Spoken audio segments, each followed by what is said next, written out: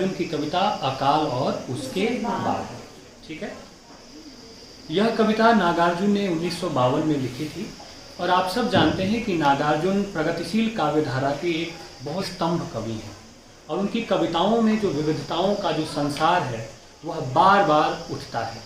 उन विविधताओं में किसान का जीवन भी है, राजनैतिक विसंगतियां भी हैं, मजदूरों की पीड़ा भी है, प्रकृति भी है, प्रेम भी है, तमाम स्वर हैं और उन स्वरों को बहुत सफलतापूर्वक वो आवाज़ देते हैं। जब कभी भी नागार्जुन का जिक्र होता है या नागार्जुन की बात होती है तो उनकी एक कविता अकाल और उसके बाद का जिक्र निश्चित रूप से होता है। 8 पंक्तियों की यह एक छोटी सी कविता, लेकिन यह कविता इतनी हृदयस्पर्शी और मार्मिक है कि जिसके कहने ही क्या।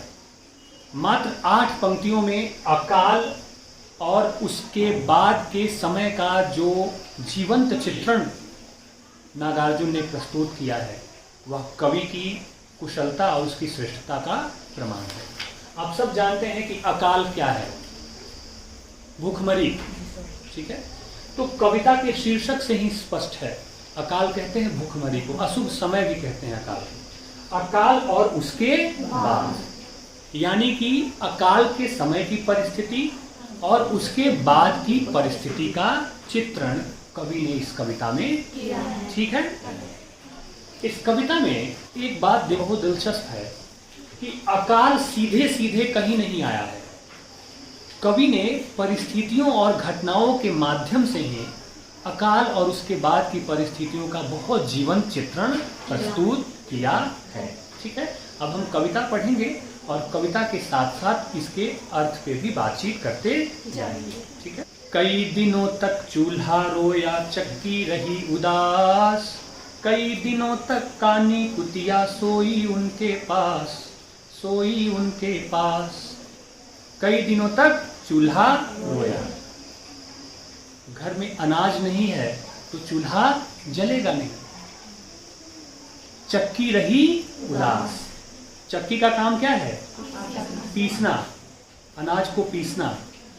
तो जब अनाज ही नहीं है तो चक्की का काम भी क्या हुआ है? रुका हुआ है। इसलिए चूल्हा भी रो रहा है और चक्की भी उदास है, क्योंकि घर में अनाज के दाने नहीं है। कई दिनों तक कानी कुतिया सोई उनके पास, सोई उनके पास। घर में क्या है? एक कुतिया भी है, कानी कुतिया है, जो कभी चूल्हे के पास जाके सो जाती है तो कभी चक्की के पास जाके सो जाती है। क्यों? क्योंकि उसे भी पूछने वाला कोई नहीं है, क्योंकि जब घर में अनाज ही नहीं है, ठीक है, तो कुतिया के पास भी खाने के लिए कुछ भी नहीं है। और दूसरी बात, उसे भगाने वाला भी कोई नहीं है। घर में अक्सर ऐसा होता है ना कि चूल्हे के पास आके बैठ जाए या कहीं तो कोई भगा देता है, उसे भगाने वाला भी कोई नहीं है। और कानी कुतिया, कानी कहते हैं जिसकी आंख नहीं हो, एक आंख। तो कानी कुतिया क्यों? क्योंकि यहां कभी काली कुतिया भी कह सकता था, ठीक है, लेकिन कानी कुतिया क्यों कहा? कानी कुतिया इसलिए कहा कि वो गरीब घर की गरीब कुतिया है, जिसे कुत्तों ने घेर करके काटा है और उसकी एक आंख क्या कर दी है? खराब कर दी है। और कई दिनों तक कानी कुतिया सोई उनके पास में एक दूसरा अर्थ यह भी है कि वह कुतिया भी घर वालों के दुख में क्या है? शामिल है। कहने का भाव यह है कि अकाल आने पर अन्न के दाने इस तरह से नष्ट हो जाते हैं कि पूरे घर में एक तरह से उदासी का माहौल है। चूल्हा भी रो रहा है, चक्की भी उदास है, कानी कुतिया भी चुपचाप सोई हुई है, लेकिन वह कानी कुतिया उस घर के लोगों के दुख में क्या है? शामिल है, भागीदार है। आगे बढ़ें। कई दिनों तक लगी भीत पर छिपकलियों की गश्त, कई दिनों तक चूहों की भी हालत रही शिकस्त, हालत रही शिकस्त। कई दिनों तक लगी भीत पर, भीत मतलब दीवार, दीवार पर छिपकलियां क्या कर रही हैं? गश्त लगा रही हैं। ठीक है, इधर से उधर दौड़ रही हैं, उधर से उधर भाग रही हैं। छिपकलियां क्या खाती हैं? कीड़े मकोड़े। लेकिन घर में रोशनी ही नहीं जली, बल्ब ही नहीं जला, घर में उजाला ही नहीं हुआ, तो अंधेरे में वो छिपकलियां अपना भोजन कहाँ से प्राप्त करेंगी? नहीं कर पाएंगी ना। इसलिए वो भी दीवारों पे क्या कर रही हैं? इधर से उधर चक्कर लगा रही हैं, दौड़ रही हैं, भाग रही हैं, लेकिन उनके पास भी खाने के लिए कुछ भी नहीं है। और कहा कई दिनों तक चूहों की भी हालत रही शिकस्त। घर में रहने वाले जो चूहे हैं उन्हें भी दाना नहीं मिल रहा है, खाने को कुछ भी नहीं मिल रहा है, इसलिए उनकी भी हालत बहुत खराब हो चुकी है। यहाँ पे एक बात बहुत महत्वपूर्ण है। दो शब्द आप देखें, गश्त और शिकस्त। ठीक है, गश्त कहते हैं कि जब सैनिक सिपाही जो है भ्रमण लगाते हैं ना, चक्कर मारते हैं, उसको कहते हैं गश्त, सैनिकों की गश्त। ठीक है, और शिकस्त मतलब होता है हार जाना। ये दोनों शब्द जो हैं वो युद्ध से जुड़े हुए शब्द हैं, लड़ाई से जुड़े हुए शब्द हैं।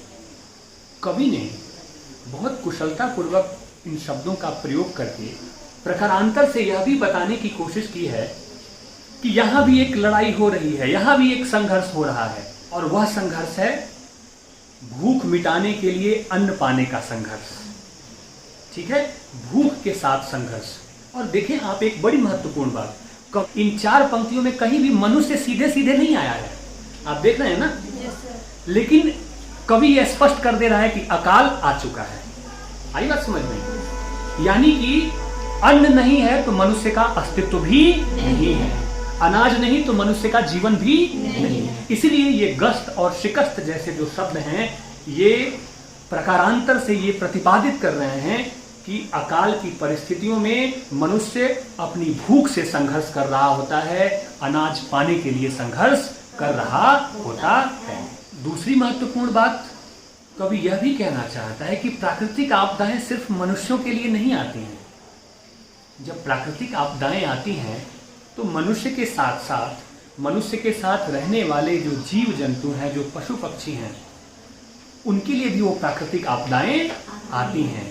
जो हालत कानी कुतिया की देख लीजिए आप, छिपकलियों की देख लीजिए, चूहों की देख लीजिए। अगली जो चार पंक्तियां हैं, इन चार पंक्तियों में अकाल के बाद का चित्रण किया गया है। ठीक है, पहली जो चार पंक्तियां हैं उसमें स्थिरता है, लेकिन आगे की जो चार पंक्ति उसमें गति है, एक उत्साह है। क्या है? दाने आए घर के अंदर कई दिनों के बाद, धुआं उठा आंगन से ऊपर कई दिनों के बाद, कई दिनों के बाद। अब क्या हो गया? दाने आए। जब दाने आए तो चूल्हा भी जलेगा और चक्की भी चलेगी। तो जब चूल्हा जलता है तो जो धुआं उठ रहा है, यानी कि अब भोजन बन रहा है, भोजन पक रहा है, तो धुआं उठने से ये संबंध स्थापित हो गया है कि अब अकाल की परिस्थितियां क्या हो रही हैं? समाप्त हो रही हैं। मनुष्य जो संघर्ष कर रहा था उस अकाल में, भूख से अनाज के लिए जो संघर्ष कर रहा था, वो संघर्ष अब क्या हो गया है? समाप्त हो चुका है। चमक उठी घर भर की आंखें कई दिनों के बाद, कौवे ने खुजलाई पांखें कई दिनों के बाद, कई दिनों के बाद। चमक उठी घर भर की आंखें, यानी कि अनाज के आने से जो एक खुशी है, घर का पूरा वातावरण प्रसन्नता से भर जाता है और सबकी आंखों में चमक आ जाती है। यानी कि सब अब इस संघर्ष को पार कर चुके हैं और उन्हें अब यह विश्वास हो चुका है कि घर में अनाज आ चुका है और अब उनकी भूख मिटने वाली है। चमक उठी घर भर की आंखें। ये जो घर है, इस घर में सिर्फ मनुष्य नहीं है, इस घर में चूहा भी है, इस घर में छिपकली भी है, इस घर में कानी कुतिया भी है। इसलिए जब दाना आता है तो सबकी आंखें चमक उठती हैं। इस कविता में कवि ने मनुष्य और पशु पक्षियों के बीच में जो संबंध है उसका भी चित्रण वो इसी बहाने से कर रहे हैं। अंतिम पंक्ति जो है उस पर थोड़ा ध्यान दीजिए कि कौवा तो शुरू की चार पंक्तियों में था नहीं, अंतिम में आता है तो कौवे ने खुजलाई पांखें कई दिनों के बाद। ऐसा क्यों? कौवे को अंतिम पंक्ति में क्यों रखा? इसका एक अर्थ जो मुझे समझ में आता है वो ये कि कौवे के बारे में हम समझते हैं कि ये बहुत ही चतुर पक्षी है। ठीक है, तो ये बात हो सकती है कि जब अकाल पड़ा तो कौवा कहीं भाग गया होगा, दूसरी जगह चला गया होगा, लेकिन वापस जब फिर से दाना आया है तो कौवा वापस आ चुका है। और वो जो पांखें खुजला रहा है, वो पांखें खुजलाने मतलब उसे अब उम्मीद हो चली है कि अब उसे भी दाना मिलने वाला है। आई बात समझ में? तो पूर्ण बात यह है कि अकाल आने पर उसकी संवेदना सिर्फ मनुष्य के लिए ही प्रकट नहीं होती है, ठीक है, बल्कि उसकी संवेदना मनुष्य के साथ रहने वाले चूल्हे, चक्की, छिपकली, कानी कुतिया, है ना, चूहा, इन सब के साथ उसकी संवेदना जुड़ी हुई है। जबकि शुरू की जो 4 पंक्तियां हैं, उन 4 पंक्तियों में तो सीधे सीधे मनुष्य आया भी नहीं है। और मनुष्य की अस्मिता, मनुष्य के होने का बोध किससे करवाया है उन्होंने? चूल्हे से करवाया है, चक्की से करवाया है, कुतिया से करवाया है, छिपकलियों से करवाया है। तो ये कविता की बड़ी विशेषता है। बड़ी कविताएं ऐसे ही अपने भीतर जो अंतर्वस्तु रचती हैं, उस अंतर्वस्तु का प्रकाशन इसी तरह के बिंबों के माध्यम से करती हैं। और जिस अकाल का चित्रण कवि करना चाहता है, उसे करने में वह इन्हीं बिंबों के सहारे से बहुत अधिक सफलता अर्जित कर लेता है। ठीक है, कविता का अंत बहुत महत्वपूर्ण है। अंत में कौवा प्रसन्न होकर के क्या कर रहा है? पांखें खुजला रहा है। कवि यहाँ पे क्या कह रहा है? कवि यहाँ पे यह बताना चाह रहा है कि जब पशु पक्षी प्रसन्न हैं तो मनुष्य भी प्रसन्न। इसलिए इस पूरी कविता में वह इस पूरी सृष्टि को, इस संपूर्ण जगत को कवि एक अखंड सत्ता के रूप में देख रहा है। यही इस कविता की श्रेष्ठता है और यही कवि की अंतर्दृष्टि की सफलता का एक बड़ा नमूना है कि जब पशु पक्षी खुश तो मनुष्य भी खुश, और जब मनुष्य उदास, मनुष्य दुखी, तो पशु पक्षी भी दुखी। आई बात समझ में? yes, अन्न का नहीं रहना और अन्न का आना, यही कविता के मूल प्रतिपाद्य विषय हैं। और नागार्जुन ने बहुत कुशलता से स्थितियों, घटनाओं के माध्यम से इसका जीवंत चित्रण इस कविता में प्रस्तुत किया है और साथ ही साथ कविता के उद्देश्य को पाठकों तक पहुंचा दिया है।